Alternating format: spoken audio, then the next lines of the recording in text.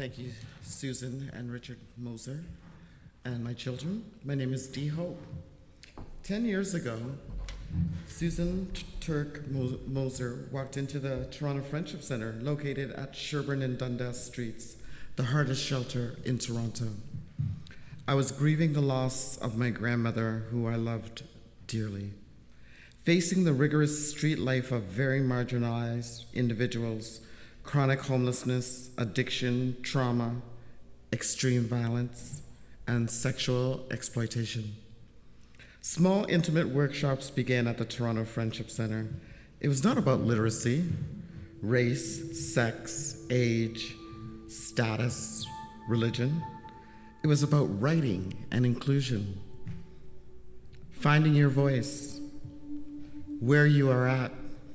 That was powerful. Writing with others and hearing their voice, I found a home, a voice, a community, and my true inner self, worthy of things people take for granted.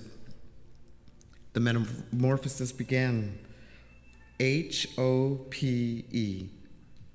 hope, help other people excel. That's my name.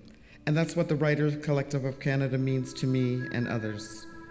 WCC writing workshops changed my life and so many lives of others, witnessed and celebrated. I am a writer, facilitator, published author, the first writer in the WCC.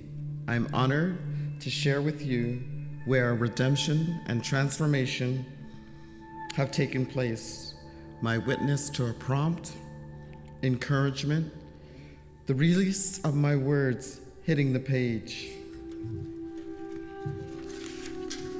Allow me the honor to share with you the impact of writing with writers that are too many to count. JR was raped by her stepfather, tossed out of the family, her baby taken, a silenced trauma.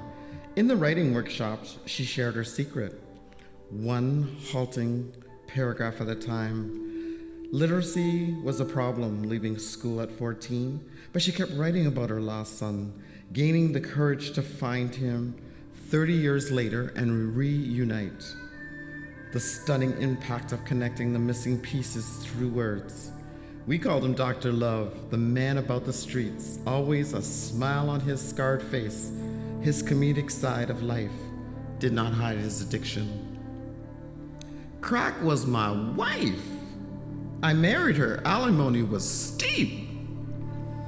Writing helped him to stop paying the price. He wrote about this in his last words in our workshop, a happy memory of his lost long daughter. He died a short time later, but said that was the happiest day.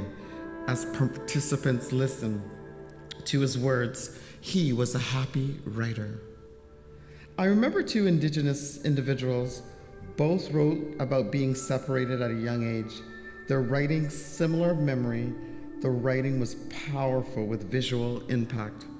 6 children were removed. As it turned out, they were siblings who were so young and so broken. After that magical workshop, we witnessed firsthand the reuniting of those 2 children. They became fixtures, encouraging others, Indigenous writers, to share their stories and their lives. We learned about sacred land and the repatriation of separation.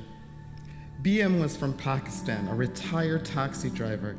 Here for 25 years, he barely spoke English, and yet he was one of the first in the workshops, always asking for prompts, which he learned to recite in proper English.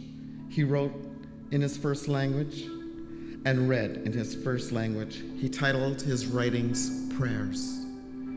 I witnessed 2 brothers who had not spoken, but were here in the same shelter, both gang members from different gangs, embrace each other after sharing their stories about growing up and the abandonment of their mother, friends, and the system. One young woman wrote, "Deep red scars could not take away the pain of rape. Relived on paper that frees me to write from the place where I'm understood. no longer foreign to my tears. I find peace when I write. I am a writer. I am somebody. I matter. The past 10 years have been about growth, sharing, caring, empowering myself and others to write my truth, being poised to hear the truth of others. I am a writer.